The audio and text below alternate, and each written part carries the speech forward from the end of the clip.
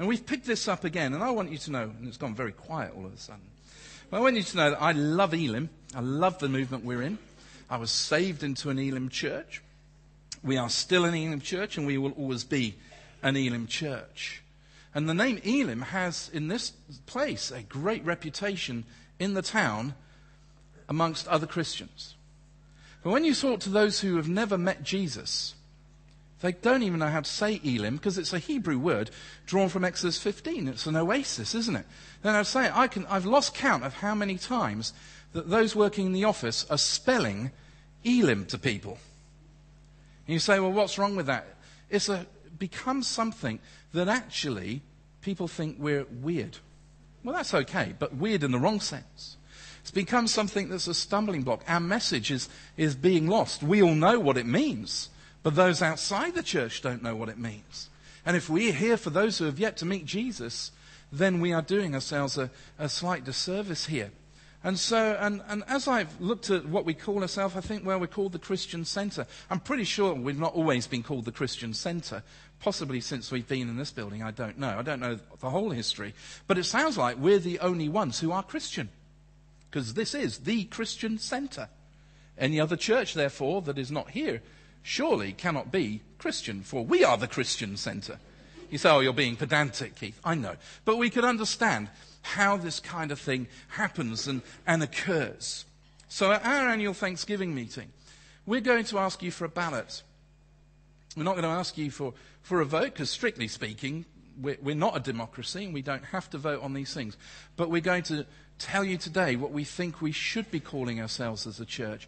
And then we're going to ask you for a ballot, a show of support, really, of that direction. For me, this is enmeshed in our new vision, in where we're going and what we want to do. And so we're not going to just autocratically do it. That's good news, isn't it? Not just going to impose, but we are saying to you, we recommend that we do this. Now, anything we call the church, we got a letter this week. I need to be careful. We did get a letter this week, and Gareth and I asking us to go to some event, and the name of the church was about this long. It's about every theological truth you could pack into a name. You know, and you might have come across them, and, sort of, I won't say the name of the church, but like the blessed, saved, holy people of God, filled with the Holy Spirit, kicking the devil every day, reading their Bible. We love Selwyn Hughes Church, that kind of thing. And you try and cram that in.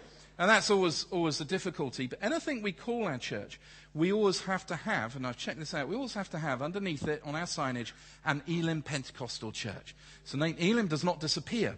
But we changed the way we're communicating our message with people. So we've prayed about this and we've picked it up and we said, actually, this is what we think we should be known as. Just simply Life Church. Just simply Life Church. Calm down. And there's an example of what our logo will look like, and you'll say, oh, you spent money now having all that done, and we haven't even decided if we want to do that. Let me just say, Amy Wagstaff is brilliant. She's a graphic designer, and she did that for free for us. She doesn't charge us any money for that. So, yes, so there you are. Now, you might go away and say, I'm not sure about that. That's why we're giving you time to think about it. That's why we're saying we need to stretch our minds to be able to say, what does that sound like to people outside the church? I know that one thing, they'll be able to spell it and say it. They'll be able to say it and spell it. And I won't bring all the cats out of the bag or anything else like that, because I hope the RSPCA aren't watching, actually. But there is, we had a prophetic word on our prayer time on Wednesday, our prayer gathering, and I've asked that be shared at our annual Thanksgiving meeting, because there is something about what we call ourselves as a church. Either we're declaring life is here already, or we're hoping that God is going to breathe life into us. But we are declaring something to those outside the church by calling ourselves something that they can say. Recently, I had the opportunity, and it was great to do it, to be able to go and buy Pastor Penny a farewell gift before she went to New Zealand. And I went to buy her an Apple computer, and they said to me, who do you want the receipt said? And I said, can you do Elim Church, please? How do you spell that? And I stood there and spelt it for them, and on the top of the invoice it says Ealing Church. There is a communication problem that goes on in our town. Yes, we have a great reputation amongst other Christians. Yes, we have a great reputation for what our nursery does amongst council workers and various other bodies. But the man on the street doesn't know us. And we need to stretch our imagination and be able to say, Lord, we want to be a people that are known.